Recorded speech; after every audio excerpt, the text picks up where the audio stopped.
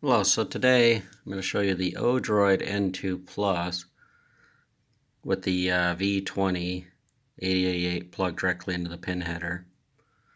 So this works a lot like, well, almost exactly like the Raspberry Pi projects I've worked on.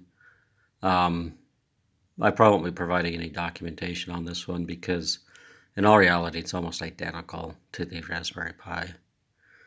But the reason being is if I can't get it to run faster than it's currently running, I'm not going to keep pursuing this one. But that's the main reason why I tried it, is to see if it'll run faster. Main difference is the pin header, if you're familiar with the Raspberry Pi pin header all and the Wiring Pi library. The difference on the Odroid is there's some pins down at the bottom. I think it's 25, 28, 29. You can see them down in there. I'm not able to use. So that cut out 3 I/O GPIO pins.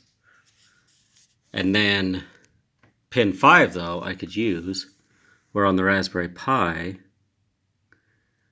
if you wire pin 5 to ground and try to boot up, it just holds it until you release it. I think it's ground, it might be high, but either way, if you connect to it and try to turn on your Raspberry Pi, it won't turn on. So that cut out 3 wires and I gained 1 with pin 5. So I wasn't able to, you can kind of see in there, pin 34 bank high, which would be for the V30, is not connected at all. And then read and write is not connected at all. And what I did instead was connected to the DTR pin. So I got IO, MEM, and DTR connected, and that's how I decode what operations being selected, whether it's IO or memory. But other than that, I mean, it functions pretty much the same, but it's a lot slower. And I don't know if it's because we're running Ubuntu Mate or if it reads and writes to the pin slower. And you can see that's going incredibly slow compared to the Raspberry Pi. And the Raspberry Pi is not all that fast to begin with.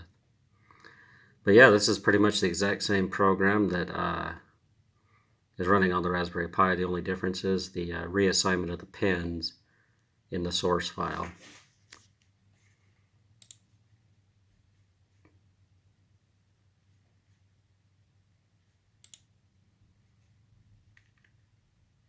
So right in here, I just reassigned these pins to what wire they were actually connected to.